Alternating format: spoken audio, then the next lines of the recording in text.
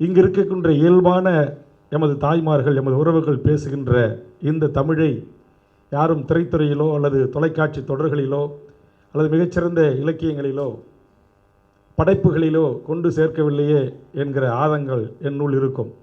கடலூர் மாவட்டத்தில் எண்ணற்ற அரசியல் தலைவர்கள் இருக்கிறோம். அண்ணன் திருமா கூட எங்கள் கடலூர் மாவட்டத்தின் எல்லையோர கிராமம். இன்றைக்கு காங்கிரஸ் பெரிய இயக்கத்தின் தலைவராக இருந்த அழகிரி, மார்க்சிஸ்ட் கம்யூனிஸ்டுடைய தலைவர் அண்ணன் பாலகிருஷ்ணன், கடலூர் இந்த தென்னார்காடு மாவட்டத்தில் மருத்துவர் ராமதாஸ் ஐயா, பெருந்தலைவர் ராமசாமி படையாச்சியார், கோவிந்தசாமி கச்சராயர், திருக்குறள் முனுசாமி, எண்ணற்ற அரசியல் ஆளுமைகள் எல்லாம் இருந்திருக்கிறார்கள். ஆனால் நான் சொன்ன இந்த இலக்கியத்துறையில், எழுத்துத்துறையில், படைப்புத்துறையில் எங்களுக்கு பெருசாக ஒரு புகழுக்குரியவராக எங்கள் வட்டார மொழியை, எங்கள் முந்திரி கோட்டையும் எங்கள் ஆட்டையும் மாட்டையும் காட்டின ஒரே ஆள் தங்கர் பச்சா. அவர் கண்மணி குணசேகரன், எங்கள் அண்ணன் அறிவுமதி, பாவலர் அண்ணன் அறிவுமதி, இப்படி விரல் விட்டு எண்ணக்கூடியவர்கள், இயக்குனர் எழுத்த இமயம் எங்கள் ஐயா பழமலை, இப்படி அப்படியே ரொம்ப குறுகி சொல்லலாம். அந்த வடதமிழ்நாட்டுக்குள்ளே, அதுவும் குறிப்பாக அந்த ஒருங்கிணைந்த தென்னார்காடு மாவட்டத்திற்குள்ளே இதை தாண்டி மிகப்பெரிய ஆளுமைகளாக இன்றைக்கு எல்லா துறைகளிலும் எனக்கெல்லாம் ஒரு ஆதங்கம் இருக்குது. இயல்பாகவே நம்ம இங்கே எல்லோரும் நம்ம தமிழர்கள் பேசுகிறோம், பார்க்குறோம், கடக்கிறோம், ஒரு வணக்கம் சொல்கிறோம், கலந்துடுறோம். ஆனால் நான் உலகத்தின் பல்வேறு நாடுகளுக்கு தமிழ் சமூகத்தின் சார்பாக அழைக்கப்பட்டு பயணிக்கின்ற போது அங்கே எங்கேயாச்சும் ஒரு ஆள் நான் திண்டிவனம், நான் உளுந்தூர்பேட்டை, நான் திருவண்ணாமலை, நான் வேலூர், நான் காஞ்சிபுரம், நான் ஆரணி, இப்படிலாம் சொல்லும்போது அது குறிப்பாக தென்னாப்பிரிக்க நாடுகளில் மயிலாடுதுறை, நம்ம வடார்காடு இந்த பகுதிகளில் சேர்ந்து அங்கே இந்த சாதி பெயரோடையே இருக்கிறாங்க. பேர் இல்லாதவங்க சாதி, அந்தந்த சாதி பெயரோடையே அங்கே இருக்கிறாங்க. அவர்கள்லாம் அந்த தமிழர்கள் என்கிற அந்த உணர்வோடு, அந்த பாசத்தோடு நம்மிடம் உறவாடுகின்ற போது, கை கொடுக்கின்ற போது, வாஞ்சியோடு நம்மை அழைத்து சென்று அவர்கள் இல்லத்திலே தங்க வைத்து அவர்கள் விருந்தோம்பல் செய்கின்ற போது நம்மை அறியாமல் நமக்கு ஒரு ஆனந்தம் ஏற்படும். அதுபோன்றுதான் நான் அந்த நீதியரசர் குடியிருப்புக்கு சென்றவுடனே நான் உண்மையிலே சாதி, மதம், கட்சி எந்த பின்புலம், ஒரு தமிழறிஞர், தமிழர் வாழ்வுரிமை கூட்டமைப்பு முன்னெடுக்கிற எல்லா போராட்டங்களிலும் வாய்ப்புள்ள இடங்களெல்லாம் கலந்து கொள்ளக்கூடிய ஒரு அறிஞர் பெருமகனாகத்தான் நான் அவரை பார்த்தேன். அங்கே போனவொடனே நம்ம விழுப்புரம் மாவட்டத்துக்காரர் ஒருத்தர் நீதிபதியாக இருக்கிறாரு அப்படின்ற ஒரு மகிழ்ச்சி. அதுக்கு பிறகு அங்கே மல்லை சத்யா, புலவர், இன்னும் 2-3 பேர் இருந்தாங்க. அப்படி விசாரிக்கும்போது இந்த மாதிரி ஒரு சின்ன கிராமத்தில் பிறந்து வளர்ந்து இன்றைக்கு இவ்வளோ பெரிய ஒரு மிகப்பெரிய ஒரு எழுத்தாளராக, சிந்தனையாளராக, சமூக சீர்திருத்தவாதியாக, மாற்றத்திற்கான அரசியலை முன்னெடுக்கக்கூடியவராக நம்முடைய செம்மண் பூமியில் பிறந்து ஒருவர் உருவாகி இருந்திருக்கிறாரே என்கிற ஒரு மனநிறைவு, மகிழ்ச்சி. ஆனால் என்ன செய்கிறது, அவரை பற்றி முழுவதுமாக தெரிந்து கொண்டு என்னைக்காச்சும் ஒரு நாள் போய் பார்த்து பேசலாம், உறவாடலாம் அப்படிங்கிற அந்த தருணங்களில் தவறிறாங்க. குறிப்பாக இறைக்குறைவனார், பாவலரர் ஐயா, சால நிலேந்திரன், நிறைய தமிழறிஞர். நான் ரொம்ப என்னுடைய அரசியல் வாழ்வு என்பது 6 முறை தேர்தலை சந்தித்திருக்கிறேன். ஒரு 40 ஆண்டு காலம், 43 ஆண்டு காலம் அரசியல் வாழ்வு. சின்ன மாணவர் பருவத்திலிருந்து அரசியலுக்கு வந்தேன். சென்னையிலே நான் 89இல் வருகை தந்தையிலிருந்தே முற்போக்கு இயக்கங்களோடும் தமிழறிஞர்களோடும் பாவலரேறு பெருஞ்சத்தினார் குடும்பத்தாரோடும் தோழர் பொய்களின் கயல் திருமலை போன்றவர்களோடும் அந்த பழக்கம் ஏற்பட்டு அந்த முற்போக்கு கூட்டங்களிலே பங்கேற்கிற அப்படி ஒருவனாக என்னை நான் மாற்றிக்கொண்ட காரணத்தினால் இப்படிப்பட்ட ஆளுமைகளை எல்லாம் குறித்து எம் காதுக்கு வருகின்ற போது எனக்கு ரொம்ப மகிழ்ச்சியாக இருக்கும். இதை விட பாவ செல்லதுரை முதல் முறை அப்போ தான் பார்க்குறேன். ஆனால் அவரை குறித்து இந்த விஜய் தொலைக்காட்சியில் சில செய்திகள்லாம் வந்தபோது எனக்கு அவர் ஏதோ கொஞ்சம் அவருடைய சுயமரியாதைக்கும் தன்மானத்திற்கும் என் தமிழ் சமூகத்தின் அவர் எந்த சாதி, எந்த சமூகம், எந்த கட்சி ஆதரவாளர், அவர் வலதா இடதா, அதெல்லாம் எதுவே தெரியாது. ஒரு தமிழன், ஒரு மிகச்சிறந்த படைப்பாளி, ஒரு எழுத்தாளன், அவனை இந்த கூத்தாடி கும்பல் அசிங்கப்படுத்தி விட்டதா என்று விஜய் டிவி அடித்து நொறுக்குவேன் என்று அறிவித்தேன். அது அதற்காகத்தான் அறிவித்தேன். ஆனால் இன்றைக்கி தான் அவரை பார்க்குறேன். ஒரு பத்திரிகையாளர் சந்திப்பே நடத்தி நான் அறிவித்தேன். அங்கே நடந்த கூத்துக்களின் மீது ஏற்பட்ட எனக்கு கோபம், அதுவும் குறிப்பாக இவருக்கு ஏற்பட்ட அந்த சுயமரியாதை சார்ந்த எனது நண்பர்கள் இவரை நடத்தி அந்த விதம் எனக்கு தாங்க முடியல. அந்த விஜய் டிவியினுடைய அந்த பிக் பாஸ் நிகழ்ச்சியின் மீதே எனக்கு மாற்று கருத்து இருக்குது. அது வேறு எதுக்காகண்ணா அப்புறம் அதை சொன்ன உடனே உன்ன வேல்முருகன் டோல்கேட் அடிக்கிறன்றாரு, பிக் பாஸ் அடிக்கிறன்றாரு, இவர் எப்போ பார்த்தாலும் இப்படி தான் பேசுவார். ஒன்று இங்கே தங்கர் பச்சா அவருடைய மொழியில் பேசிட்டு போனார். எனக்கு இங்கே சொன்ன மாதிரி அவருடைய எழுத்தாளர்கள், கவிஞர் பெருமக்கள், இலக்கியவாதிகள், அவருடைய அன்பு மகள் சொன்னாங்க, ஒரு இலக்கியவாதி, ஒரு படைப்பாளி, ஒரு சமூகத்தின் மாற்றத்திற்கான ஒரு அரசியலை விரும்பக்கூடியவன், ஒரு சிந்தனையாளன், கண்டிப்பாக இந்த சமூகத்தில் நடக்கிற அநியாயங்களை அக்கிரமங்களை தன் எழுத்து மூலமாக வெளிக்கொண்டு வருவான். சாவித்திரி கண்ணன் அவர்கள் கைது செய்யப்பட்டு நான் கூட்டணியில் இருக்கிற திமுக இதெல்லாம் ஏற்க முடியாது. கடுமையாக கண்டித்து பத்திரிகையாளரை சந்தித்து நான் பேசினேன். கார்ட்டூனிஸ்ட் பாலா கைது செய்யப்பட்ட போது என்னை பொறுத்தவரையில் கூட்டணி, கட்சி, தேர்தல், உடன்படிக்கை அது எல்லாம் அதற்கு அப்புறம்தான் என் தமிழ் சமூகத்திற்கு பாதிப்பு. ஒரு சமூக மாற்றத்திற்கான எழுத்தாளர்கள், சிந்தனையாளர்கள், அரசியலாளர்கள், தனிநபர்கள் எவராக இருந்தாலும் பாதிக்கப்படுகின்ற போது இந்த செய்யாரனுடைய 6 பேர் விடுதலை குண்டாசுக்கு அப்படி தான். உடனே வீட்டில் உட்காந்து அடுத்த நிமிஷம் செய்தி வந்த உடனே ஒரு வீடியோ ஒன்று தயார் செய்ய நேரம் முதலமைச்சருடைய பர்சனல் எண்ணிக்கை அனுப்பி வச்சுட்டு அவருடைய செயலாளரை கூப்பிட்டு சொன்னேன், நாம் உடனடியாக 24 மணி நேரத்திற்குள் அந்த விவசாயிகள் மீது குண்டர் தடுப்பு சட்டம் ரத்து செய்யப்படவில்லை என்று சொன்னால் நாடாளுமன்ற தேர்தலில் மிகப்பெரிய பின்னடைவை நாம் சந்திக்க நேரிடும், முதலமைச்சருக்கு சொல்லுங்க அப்படின்னு சொன்னேன். நேற்று கூட எங்கள் காஞ்சி அமுதன் கூட ஒரு வார்த்தையை விட்டு அதிகமாக பேசினார். காரணம், நேற்று அவருடைய ஒருங்கிணைப்பிலே காஞ்சிபுரத்திலே காலை பாலாற்றை பாதுகாப்பதற்கான ஒரு போராட்டம் விவசாய பெருங்குடி மக்கள் அங்கே எங்கள் வழிகளை கொட்டி தீர்த்தோம். மாலை அண்ணன் திருமாவும் நானும் அண்ணன் குளத்தூர் மணியும் கலந்து கொள்கின்ற காஞ்சி மக்கள் மன்றத்தினுடைய ஒரு நிகழ்வு, பாசிசத்தை வீழ்த்துவோம், ஜனநாயகத்தை காப்போம் என்கிற தலைப்பில் பல்லாயிரக்கணக்கான மக்களோடு ஒரு கூட்டம். அப்போ வாய்ப்பு கிடைக்கின்ற போது ஒரு சமூக மாற்றத்தை விரும்பக்கூடும், சமூக சீர்திருத்தத்தை விரும்பக்கூடியவன் இந்த ஆதிக்க பாசிச இந்த நடவடிக்கைகள், அதிகார அத்துமீறல்கள், வரம்புகள் மீறப்படுகின்ற போது அதிகார வர்க்கம் தன் ஆளுமையை ஏழை எளிய பாட்டாளி, ஒடுக்கப்பட்ட, தாழ்த்தப்பட்ட, பிற்படுத்தப்பட்ட, வஞ்சிக்கப்பட்ட சிறுபான்மை மக்களிடம் காட்டுகின்ற போது நம்மை அறியாமலே நமக்கு அந்த வேகம் வருது, ஆத்திரம் வருது, கோபம் வருகிறது. எனக்கு இன்றைக்கு 54 வயதில் ஏற்படுகின்ற இந்த கோபம் நான் பிறப்பதற்கு முன்பே 70களிலே ஐயா ராஜேந்திரன் அவர்களுக்கு வந்திருக்கிறது என்பது சொன்னபோது, ராஜேந்திர சோழன் அவர்களுக்கு வந்திருக்கிறது என்பதை அவருடைய நண்பர்களும் உறவுகளும் பதிவு செய்கின்ற போது உண்மையிலேயே இப்படி மிகச்சிறந்த இப்படிப்பட்ட ஆளுமைகளை எல்லாம் இந்த மண்ணில் இன்னும் வாழ்ந்து கொண்டிருக்கிறார்கள், தனிநபராக போராடி கொண்டிருக்கிறார்கள். இன்னமும் இருக்கக்கூடிய மிகச்சிறந்த இந்த அதில் குறிப்பாக பாவலரேர் ஐயா பெருஞ்சத்தினார் அவருடைய குடும்பத்தை எனக்கு ரொம்ப பிடிக்கும். என்ன காரணம், ஒரு குடும்பம் எப்படி இருக்க வேண்டும், எப்படி வாழ வேண்டும். இந்த இரட்டை அண்ணன் ஒரு கட்சி, தம்பி ஒரு கட்சி, சித்தப்பாமா ஒரு கட்சி, பெரியப்பாமா ஒரு கட்சி, இவர் ஒரு இயக்கம், அவர் ஒரு இயக்கம், இவர் ஒரு இயக்கம், எதுவும் கிடையாது. ஒரு குடும்பமே. அதில் குறிப்பாக வேல்மணி மாரி மருமகன் மருமகள்கள் எல்லாரும் அந்த தனித்தமிழ் இயக்கத்தோடு ஒன்றி அப்படியே ஐக்கியம் ஆயிடுறாங்க. அதெல்லாம் சில குடும்பத்துக்கு தான் சாரும்.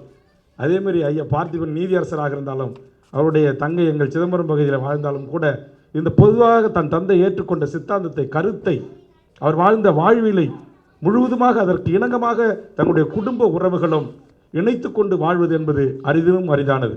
அதேமாதிரி ஐயா மணியரசர் அவருக்கு கிடைச்ச அவங்களுடைய துணைவியார், நாங்கள் போய் போராட்டம் பண்ணி ஜெயிலில் எங்கே மண்டபத்தில் அடித்து வச்சுருந்தாங்கன்னா அவங்க மட்டும் வந்து உட்காந்துக்கிட்டு புத்தகத்தை போட்டுக்கிட்டு அவங்க பணிகளை செஞ்சிட்ருப்பாங்க.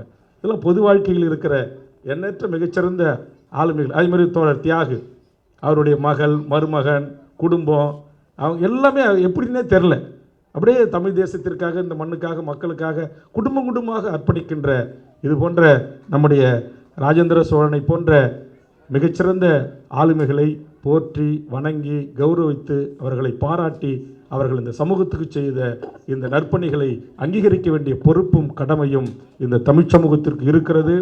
அவருடைய எழுத்துக்களை, அவருடைய புத்தகங்களை, சிறுகதைகளை நான் படிப்பதற்கான வாய்ப்பற்றவனாக இருக்கிறேன். படித்ததில்லை, ஆனால் இது போன்ற நிகழ்வுகளிலே கலந்து கொண்டு உண்மையிலே நான் கடுமையான முதுகுவலி, 6 மணிக்கு ராயபுரத்தில் ஒரு நிச்சயதார்த்தம். அதனால் ஏற்கனவே காஞ்சி அமுதன்கிட்ட நேற்றுக்கே கூட்டத்தில் சொல்லி அனுமதி வாங்கியிருந்தேன். நீங்கள் நீதி அரசுகிட்ட சொல்லிவிடுங்க, நான் முதல் ஆளாக நினைவேந்தல் உரையில் ஒரு 5 நிமிடம் பேசிவிட்டு அதிக நேரம் என்னால் உட்கார முடியல, மிகப்பெரிய அவதிப்பட்டு இருக்கிறேன், நான் போயிடுறேன் அப்படின்னு. ஆனால் இங்கே மிகச்சிறந்த தமிழ்நாடு எழுத்தாளர் முற்போக்கு எழுத்தாளர் சங்கத்தினுடைய தலைவரான தமிழ்ச்செல்விலேருந்து, பாவா செல்லதர்லேருந்து, கோணைங்கிலேருந்து, பேராசிரியர் ஐயா அரசுலேருந்து எல்லாம் நான் பார்க்குற முகங்கள். அதெல்லாம் இவங்களாம் பேசும்போதெல்லாம் எப்படி எழுந்து போகிறதுன்னு இன்னும் 2 பேர் பேசட்டும் அப்படின்னு உட்காந்துருந்தேன். இப்போது கூட அண்ணன் திருமாவளவன் அதெல்லாம் நீங்கள் போக அனுமதிக்க முடியாதுன்னு சொல்லிட்டார் அவருடைய பாணியிலேயே. அதனால் இப்போ போகலாமா வேணாமான்னு யோசனை பண்ணிக்கிட்டே இருக்கிறேன். அந்த வகையில் அண்ணன் திருமா போன்றவர்கள் எல்லாம் வருகை தந்து ஐயாவுடைய படத்தை திறந்து வச்சு இதுபோன்று சாதியற்ற ஒரு சமூகத்திற்கும் மதத்தின் பெயரால், பாசிசத்தின் பெயரால் மக்களை பிளவுபடுத்துகிற, கூறு போடுகிற சக்திகளுக்கு நேர் எதிராக களத்தில் நின்று களமாடிய இது போன்ற அறிஞர் பெருமக்களை போற்றி பாதுகாக்கணும். எங்கள் டாக்டர் யமுனாமூர்த்திலாம் 5 மணிக்கே வந்துட்டாங்க, சரியான நேரத்துலேருந்து இவ்வளோ நேரம் உட்காந்துருக்குறாங்க. அவங்களாம் எங்களுக்கு அரசியல் பயிற்சி எடுத்தவர்கள். காஞ்சி அமுதன் அப்படி தான் ஒரு தனிநபராக, எனக்கு அவர் கிட்டத்தட்ட ஒரு 4 நூற்றாண்டு காலத்திற்கு மேலே காஞ்சிபுரத்திற்கும் எனக்குமான நட்பு. ஆக அந்த வகையில் ஒரு ஐயா அவர்களுக்கு அவரது மகன் அவருடைய மருமகள் ஒரு குடும்பமே அவங்க பேச்சு அவங்களுடைய நடை அவங்களுடைய வருகின்ற நண்பர்களோட உபசரிப்பதெல்லாம் பார்க்கும்போது சில பேருக்கு மாப்பிள்ளை ஒரு பக்கம் போவார், பெரிய அக்கா ஒரு பக்கம் போகும், மருமக ஒரு பக்கம் ஆமாம் இந்த அளவுக்கு வேறு வேலையில் பெரிய எழுதி கீச்சாரு அப்படிம்பாங்க. அதெல்லாம் இல்லை. இப்படிப்பட்ட குடும்பங்கள் தான், இப்படிப்பட்ட குடும்பங்கள் அவருக்கு அவருடைய எழுத்தை தன்னுடைய கையெழுத்தை புரிந்து கொண்டு எழுதுகின்ற ஒரு தாயுமானவர் அவருக்கு கிடைத்திருக்கிறார் பாருங்க. அவங்க ஒரு நெகிழ்ச்சியா பதிவு பண்ணாங்க. இது போன்ற மிகச்சிறந்த ஆளுமைகளுடைய இந்த எழுத்தும் அவருடைய பேச்சும் அவருடைய செயல்பாடும் இந்த தமிழ் சமூகம் என்றைக்கும் நாளைய எங்களை போன்றவர்களால் கடத்தி செல்லப்படுகின்ற நாளைய இளைய தலைமுறை இங்கே கூட தங்கர்பச்சன் வருத்தத்தோடு சொன்னார், எனக்கும் நிறைய வருத்தம் இருக்குதான், எனக்கும் நான் கூட, ஏன்னா இவர் விரும்புகிற அரசியல் கட்சி தனியாக தொடங்கியிருக்கிறாரு, ஒரு அமைப்பு தொடங்கி நடத்தியிருக்கிறார், எவ்வளோ சிரமப்பட்டிருப்பார்னு இப்போ நான் உணர்றேன். இப்போ அண்ணன் திருமாவளவன் அப்படி தான் உட்காந்து பேசிகிட்டு இருந்தேன். என்னென்ன இவ்வளோ பெரிய மக்கள் திரளை கொண்ட, அது சொன்னால் அரசியல் ஆகிடும், உன்னை பத்திரிக்கை தலைப்பு செய்தி ஆகிடுவாங்க, உங்களை ரெண்டோடு முடிச்சிட்டாங்க, உனக்கு அது கூட இல்லைன்னு சொல்லிட்டாங்க, நான் என்னென்ன செய்யறது அப்படின்னு அவர்கிட்ட பேசிக்கிட்டு இருந்தேன். அரசியலிலே அவ்வளோ சீக்கிரமாக இது போன்ற தன்னித்த அடையாளத்துடன் கொள்கை பிடிப்போடு சித்தாந்தத்தோடு கருத்தியலோடு நிற்பவர்களை கைதூக்கி விடுவதற்கு நாங்கள் அப்படி இப்போ தான் பிறந்து எழுந்து நடைபெறுவதற்கு முயற்சிக்கிறோம். இந்த நேரத்தில் இங்கே நம்முடைய ராஜேந்திர சோழனை போன்ற இங்கே எண்ணற்ற ஆளுமைகள், நாங்கள் எங்களுக்கு பெருமையாக எங்கள் ஐயா புலவர் கலிய பெருமாள் வாழ்ந்த மண், தோழர் தமிழரசன் வாழ்ந்த மண் அப்படின்னு சொல்லுவோம்.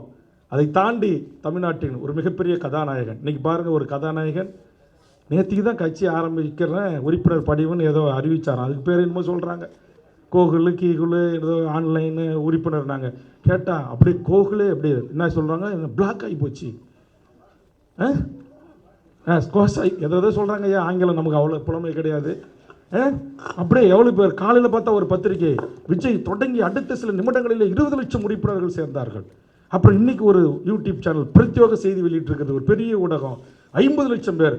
ஏண்டா ஒரு 40 ஆண்டு காலம் இந்த வாழ்வை பொது வாழ்வாய்க்கு அர்ப்பணித்து விட்டு உட்காந்துருக்கிற ஐயா மணியரசன், எங்கள் அண்ணன் திருமாவளவன், அண்ணன் தியாகு தூக்கு கயிறை ஏறி முத்தமிட்டு இந்த தமிழ் சமூகத்திற்காக ஒரு சோழனா பையை மாட்டிக்கிட்டு ஒரு வாட்டர் பாட்டிலை வச்சுக்கிட்டு டீயும் பிஸ்கட்டையும் பொறையும் கிடைச்சாலும் கிடைக்காவிட்டாலும் சாப்பிட்டுட்டு இந்த மண்ணுக்காகவும் மக்களுக்காக முழைக்கின்ற எண்ணற்ற என் தியாகிகளை இந்த தமிழ் சமூகத்தின் இளைய கூட்டம் தூக்கி எறிந்து விட்டு கூத்தாடிகளை தூக்கி வைத்து கொண்டாடுகிற இந்த நிலை உடைப்பட வேண்டும், உடைக்கப்பட வேண்டும்.